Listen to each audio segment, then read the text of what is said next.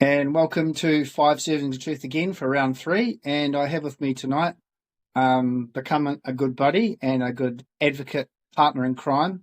We have Kyle here chatting with us this evening. So thank you very much, Kyle, and welcome. Oh, thanks, Tristan. It's good to be here. Thanks for having me on. So I guess a little intro to who I am. So I'm Kyle Eggleton. I'm a ex 2x2, left 26 years ago. And as we say in the 2x2s, born and raised, so fourth generation. I'm a GP, family doctor, and an academic, and have been kind of brought into some of the advocacy space. So kind of really interested to kind of explore things a little bit more with you, Tristan. Awesome. Thanks, Kyle. Yeah, so we'll sort of hit through the five questions and sort of look at different things, but more from the aspect of what you do as a GP and in your work around how things have sort of evolved and changed in the area of people that have left high control groups and the support around that. And then, some wise words of wisdom from yourself and some talk about some of your experiences. So, yeah, it'd be really cool.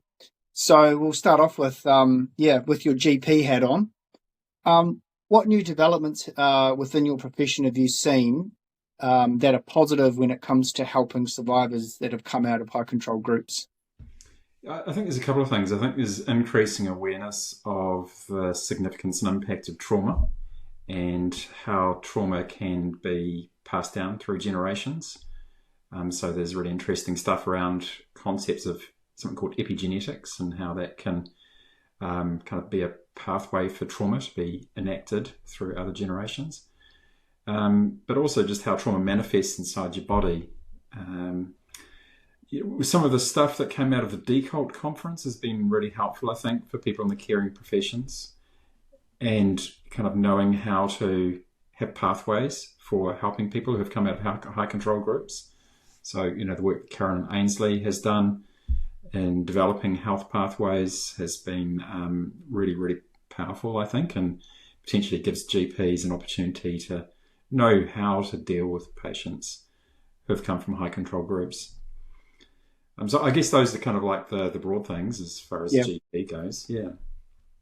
Yeah, and I think I believe after Decult and since then there's been a bit of upskilling with people in your profession and counsellors and support workers specifically targeted at this kind of help. So I think that's really, really good and very needed, really. These issues have sort of been brought out recently around, these types of groups and coercive control, and that does exist and has existed for ages. So do you feel it's really important that professionals are being, made aware of this stuff? Yeah, absolutely. I think that there are some professional groups who are kind of getting more on board with helping people who come from being part of a high control group. And those are probably more the psychologists, psychotherapists, counsellors. Probably there's less GPs who are involved. As on a personal basis, as a GP, I very rarely see people from a high control environment, but I see people who have experienced family violence or intimate partner violence on a regular basis. And so, the learnings from intimate partner violence or family violence translate into a high control group environment as well. So that it's broadening kind of our expertise and our ability to deal with loads and loads of people that exist in primary care and come to see us. Yeah, because I think possibly, as you alluded to, there's links there that people might not be aware of, or even survivors or victims might not be aware of, are the links between, as you said, high control groups, but also family violence and those sorts of things like coercive control. It doesn't have to be religious. No. It can be friendships, marriages, at work. So, this is highlighting, religious high control groups. But as you say, there's that overlap of that stems, high control breaks off into family violence or sexual abuse and that kind of stuff. Yes, and it can be kind of like perceived, in not... in environments in which you don't really think that a high control environment might exist. For example, it could be like a hobby or a gym in which there's pressure on people to conform and to participate. So there's lots of examples of high control group in a non-religious environment. Yeah, so that's really cool that there's upskilling and people seeing the links. Yeah, that's really good. Thank you. Um, just going on from that, what other resources or assistance would you like to see put in place, if there's any? Yeah, I think really the challenges are as a GP, is particularly knowing who to refer to for more kind of therapy or assistance. And there's lists of therapists, but those lists need to be updated on a regular basis. Mm. Not only kind of like knowing who to refer to, but the pathways or resources that can fund a person to see a therapist. Often it can be quite restricted and hard to get therapy. Mm. There's funded pathways for victims of sexual abuse, but for someone who hasn't experienced sexual abuse, a survivor who's kind of been in a kind of like environment in which there's been lots of kind of verbal abuse or a control in other ways, there's no funded pathways for them. So I think that's where we need to be looking for in the future, about extra resources to enable people to get the support they need. Yeah, that's really key. But that's also bringing that awareness as well and making those links, making it information and that more available to people so they can see the links of where they can go, which is a big undertaking, I'm sure, is like tying all that together to make sure it reaches people in different areas. Yeah, people might not be, survivors might not be aware of the actual impact on them. Mm. Thinking about how trauma manifests in our bodies and our minds, you can present with complex kind of physical issues or medical issues. Things like even diabetes or heart disease can be the manifestation of trauma. But then there's more obvious things such as chronic fatigue or unexplained kind of illnesses or chronic pain. So kind of started to make the links between these conditions and the impact of trauma. I think that's really good, and people are, with this awareness, people are understanding now, and even myself understanding how some of these things might present themselves that you were completely unaware of before, as to the link back to coercive control, high control, your health, your emotional needs at all. Yeah. So I think the push that's been recently over the last couple of years is tying this together and having that awareness. I'm sure there's people out there that have started to get more help or get more assistance simply because they've made the connection. Yeah, the more we talk about it, the more it kind of like raises people's awareness. It's more than just kind of mental health issues. There's the that we often kind of like forget about. Yeah, as survivors. Cool. So, as you alluded to at the beginning, that you are a leader of a high control religious group known as the 2x2s. What avenues did you go down did you use or to help with your deconstruction, whether you're still doing it or, what sort of avenues did you find helpful as you go through your process? Because this process never ends. No, it never ends. And so it's, as you say, it's still ongoing for me to kind of like unpack things. And, I've spent a lot of my career kind of being critically reflective, thinking about my own biases, done a lot of work on thinking about being judgmental and kind of having thoughts which would be, biases towards groups of people.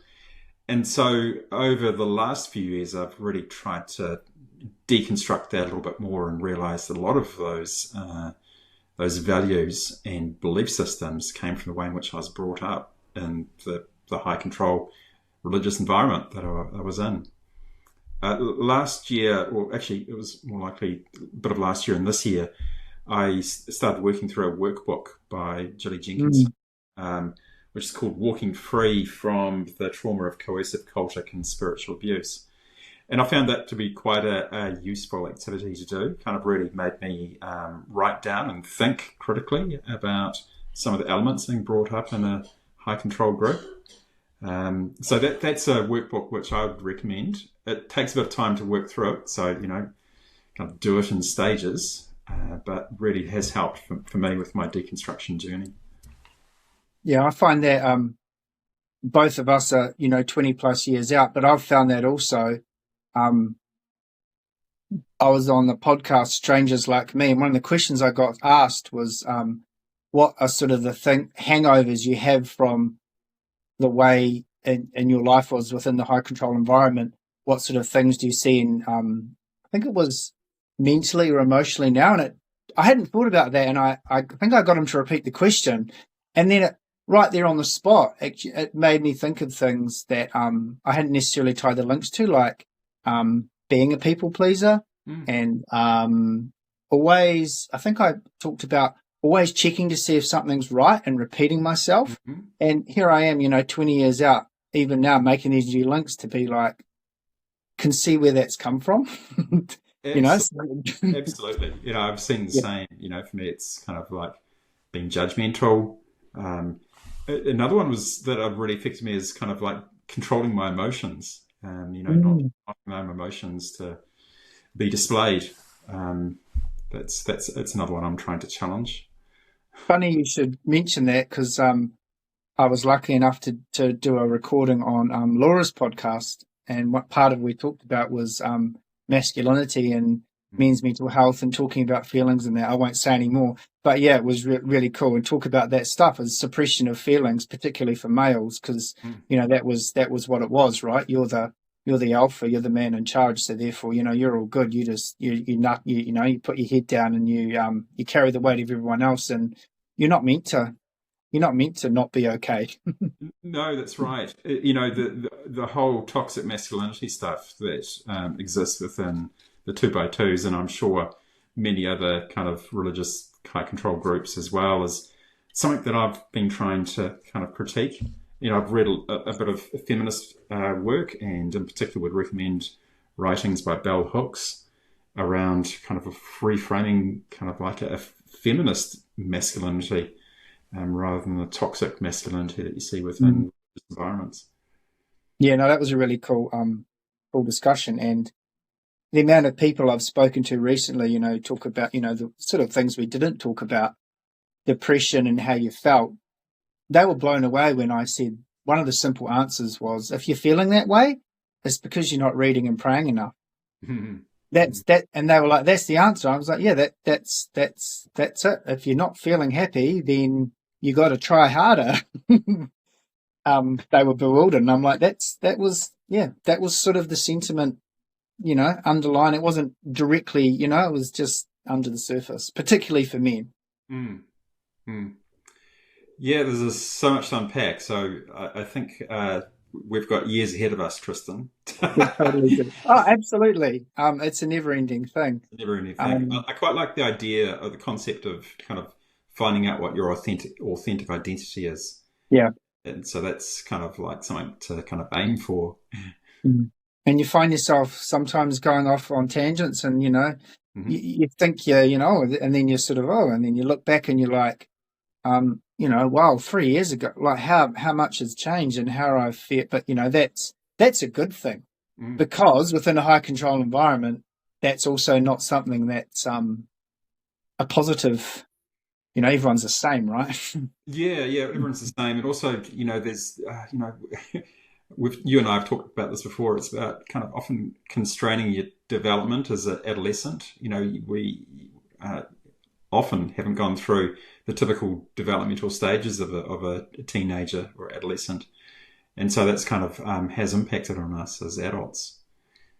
So maybe we just need to be teenagers again. Yeah, stunted. And I will hold that because actually that's coming up. Very simple question as a leader of a religious high control group. How do you feel about religion now? I took some time to deconstruct myself, my religious kind of beliefs. So when I left the 2x2s, I still felt I had to be a Christian. And then that took about another decade of considering myself a Christian and attending another church before I really started to kind of think that this didn't sit comfortably with me. So these days, I would say that I'm fairly normal in that. If you want to put a label on me, you'd probably say that I'm an atheist. is where I sit at the moment. Yeah. Mm. And I feel, with getting to know each other over the last year or so is, that's been really helpful to talk with someone who I feel is on sort of the same path as I took. I guess the only difference for me is when I left, I didn't feel any desire to remain a Christian or anything. I just was like signed and sealed. But also, yeah, I mean, but yeah, people do keep some sort of faith. I mean, that's, everyone finds what they need to be, but it is good to talk with people who have sort of followed the same path, but in a different way. Which again, I think the thing for me is when I talk to people, just the diversity of belief systems that are there, and I don't think I've found one single person that has exactly the same kind of like belief system as me. Everyone is so different. Everyone's got their own belief system, their own kind of like set of morals or values, and that's been an interesting journey, really. Kind of accepting that people aren't going to think the same as me. yeah. And isn't it funny that we've gone through that process and learnt that stuff by integrating ourselves into the society and with people who we weren't supposed to? Isn't that the beautiful thing? Is mixing, I just think that's great. I have no issue with religion and what people believe in. I think that makes the world, an interesting, of course, weaponizing religion, that's different. However, as you say, mixing and mingling with different people, different things like that, that's a cool place to be in and a cool spot to be. Might be completely different on how you see something, but it still doesn't affect the relationship you can have with that person and discussions you can have. Far different from what we had in the first part of our lives, right? Yeah, we know that the more society kind of mixes and mingles and kind of have discussions with people with different belief systems or different ethnicities or different backgrounds, the more accepting we become as a society. But the more we isolate, the more judgmental we'll get, the more that there will be inequities that will be be constructed within our society. And so the way in which the 2x2s have been set up as being kept from the world will create this echo chamber which will drive a feeling of superiority or sense of superiority and a judgment that will be imposed upon other people who don't look or sound or have the same kind of beliefs or values that they do. Yeah, definitely. That's a discussion I've had, particularly with recent leaders. I mean, we obviously, that aha moment, we had that a long time ago, but just to hear people, recent leaders, have that moment and talk about that helps you revisit it, to be like, wow, I know what that feels like. To have, those walls and that brought down. It's definitely, it's definitely an interesting phase to go through. Yes.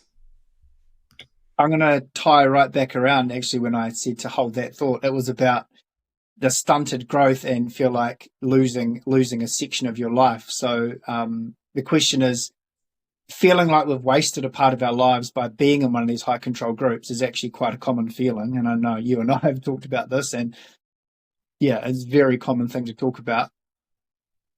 Do you feel this way at times, and how do you live life now to sort of combat that feeling when it sort of starts to creep up? Yeah, I'll be honest, Tristan, I certainly have that thought, frequently enough. I think back on my childhood and teenage years and think, I missed out on things. And even though you and I were both brought up fairly liberally, as far as 2x2s go, we were still brought up quite conservatively as far as the rest of the society goes. And so I, in particular, I didn't experience kind of things that my peers did. And that meant that I probably didn't develop like my peers did as well. Part of deconstruction is finding out who you are and what, as I've mentioned, what your authentic identity is. And that might require some exploration. And so it might require exploration of things that you enjoy in life, or kind of hobbies, or, kind of critiquing your values and kind of experimenting with that a little bit. Um, but you have to do it in a way in which you're not going to destroy relationships or Yeah. kind of do something that's completely crazy. But Yeah.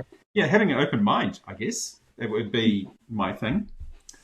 Trying to be a bit more open. Mm. It was just I talked to the last person I had on was Pearl, and I just thought about what she said about going out there and trying these things. And if they're mistakes, they're okay because they're your mistakes and they're the choices you made. And again, every choice or decision you make to do something is not always, but at least you're getting out there, as you say. And well, in our case, trying these things that possibly we considered ourselves missed out on. And, things might not go right, but being able to choose, right?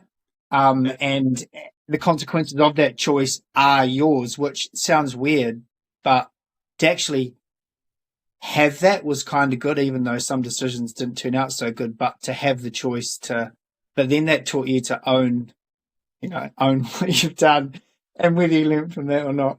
Yeah, that's right. I mean, a lot of my things, experimenting things, have been quite benign, really. I mean, I went to my first death metal concert, which I, about during the year, and that was so much fun. Yeah. Yeah. And fun is good, right? You don't have to go, yeah. But I totally feel that sentiment about, a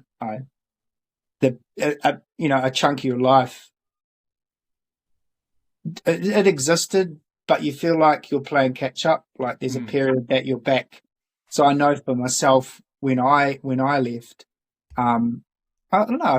I guess I felt 10 years behind. Yeah. So no matter what age I was, I felt there was that disconnect. Yes. Yeah, you and I, our upbringings were fairly liberal, but as you say, there's that disconnect between because everyone's experience within that group is different depending on your upbringing. That's right. Everyone's experience is different. I think the Mm. other learning that I've taken is kind of not blaming my parents. Mm. They're victims in this as much as I am, and Yeah. have had the same experience of being controlled and constrained as well. Yes. So, the blame doesn't sit on individuals. It sits on this system and structure that has enabled this to exist in the first place. Yeah, totally agree. And that's, I'm the same. That goes back to my grandparents, my great grandparents. I'm fifth generation, same thing. Everyone's a victim or a survivor of the same institution. Are they an institution? I don't know. There's no passing blame because again, if you want to do that, well, we can blame ourselves for not leaving early enough, right? If we want to pass blame, so we can't chuck it around like that. That's an awesome insight. I feel like I've asked more than 5 questions, but that's okay. I knew this would happen. That's good. Good discussion.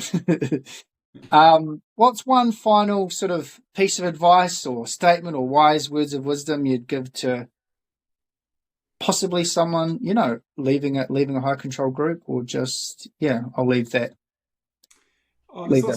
Say maybe the thing that sits with me at the moment is being kind to yourself and just trying to get in touch with the inner part of yourself and knowing how to look after yourself. I think that's critical. I've had experiences of burnout and low mood and feeling overwhelmed, and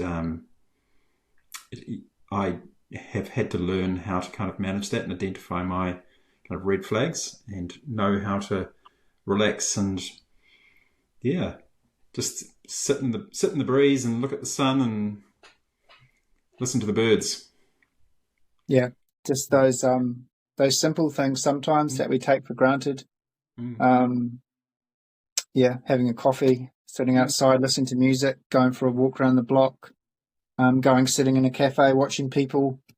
Sometimes they're the best things. Really, life can get too complex sometimes, can't it?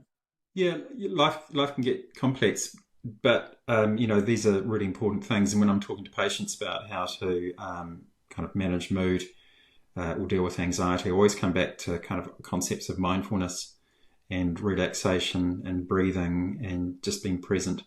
And I think that's a really core thing. And as survivors or people who have left for some time but still trying to survive in the world, we can get overwhelmed. And Mm.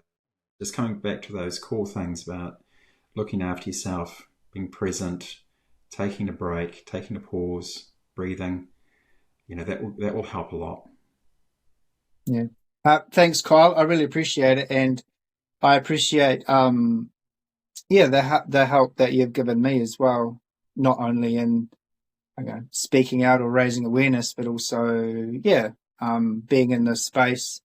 Um, there's not many males, and that was sort of one of the cool things. I've made cool connections with other males within the space, not just to do with religion, but also advocates and men speaking up around mental health and domestic abuse and all that kind of stuff. So I really appreciate you as a friend, but also as someone who's we're doing our bit to raise awareness around all sorts of things, not just stuff within the 2x2s. Mm. Yeah, thanks, Tristan. And ditto back to you. You're a person I admire with your drive and what you're doing. It's something to be admired. So lots of kudos to you there. Oh, thank you. Well, right back at you. Thanks for taking the time to have a chat, and we'll continue to keep being in this space and supporting those that need help, but also what we are doing for ourselves as well, our own story and our own deconstruction. I think that's important. And spreading awareness about the 2x4s. Thanks, Kyle. Okay, Tristan. Appreciate it. Thank you.